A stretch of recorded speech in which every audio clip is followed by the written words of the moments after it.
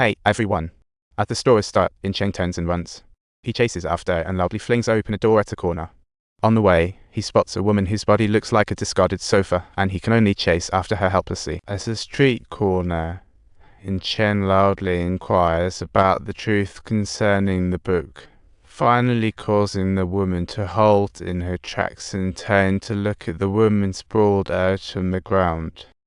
The ground is littered with missing person flyers, and Eunseong feels a pang of guilt and unease. While news of his arrival in the town has reached a few one hot-headed landlord unleashes a tirade on Eunseong, believing his novel will ruin future rentals, and Eunseong can only take it silently. At that moment, he is captivated by a group photo on the wall, capturing the landlord's memorable times by the... Suddenly, an idea hits him. What if the killers were indeed the 4 landlords? This thought sends his mind spiraling. He stands up without hesitation, asking if they killed Shuzhen. The landlord's son, Dong-jae, drags him out as the situation worsens. He is escorted away, but suddenly, Eunseong stops the car. He sees Dong-jae holding a photo of the victim, and his expression suddenly becomes sentimental. Subtitles. Eunseong instantly collapses into a state of utter despair, beginning to question his own worth. If Shuzhen is still alive, then doesn't that render his entire narrative nothing but a farce? Has he, in fact, committed plagiarism? His heart ached. He casually grabbed a missing person flyer and found a new clue: Shuzhen wore braces when missing. This reminds him of the braces he found outside the villa. Could that have belonged to the victim? He decides to head back to the villa for a deeper investigation. He's lifting storage room floorboards to find the body when he spots a white car outside. 3 men exit the vehicle and stride into the villa. Eunseong hides in the shadows, eavesdropping, only to be shocked to learn they are the very killers. They came back after seeing Eunseong's novel and are planning to handle the author's body. Eunseong can barely breathe in his panic. He attempts to open the window to escape, but the ancient window creaks loudly, alarming the men inside. As a result, Eunseong's cover is blown.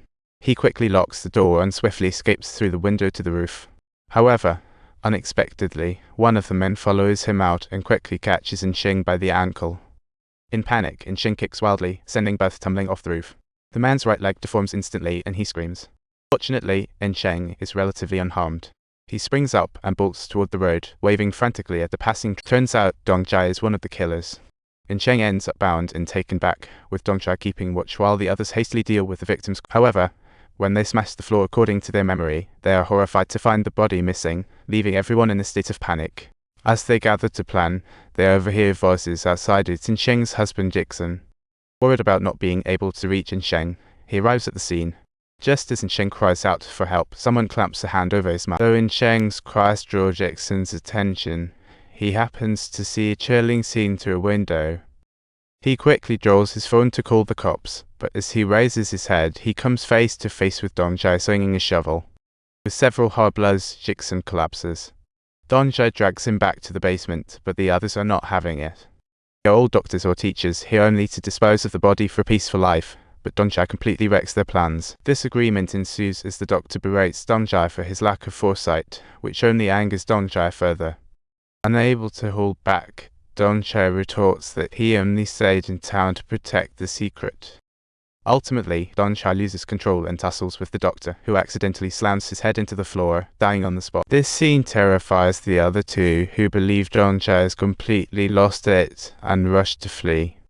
However, the unfortunate man with a broken leg can only watch helplessly as his companion escapes, but little does he know, his inability to move saves his life. The camera shifts back to the bespectacled man, who is now utterly panicked, screaming wildly in the woods, and ultimately trips and falls. When the camera focuses on him again, he is seen impaled by a branch, marking 2 of the 4 killers now dead. Seizing the moment, Eunseong snips the rope binding him and rushes to his husband, ready to free him. But at that moment, Dong-jae snaps back to reality and spots him. With no other option, Eunseong bolts, not looking back. Once outside, he sees Dong-jae's car and hurriedly hops in, attempting to start it. Dong-jae quickly follows, crazily smashing the windows trying to pull Eunseong out, but in the chaos, Eunseong manages to drive away. However, he accidentally crashes into a nearby tree, and before he can collect himself, Dong-jae approaches again. Realizing, Eunseong speeds in reverse, only to end up hitting Dong-jae, sending him crashing back against a wall. At this moment, Dongchai's death mirrors that of the victim from 20 years ago. It's just too dramatic.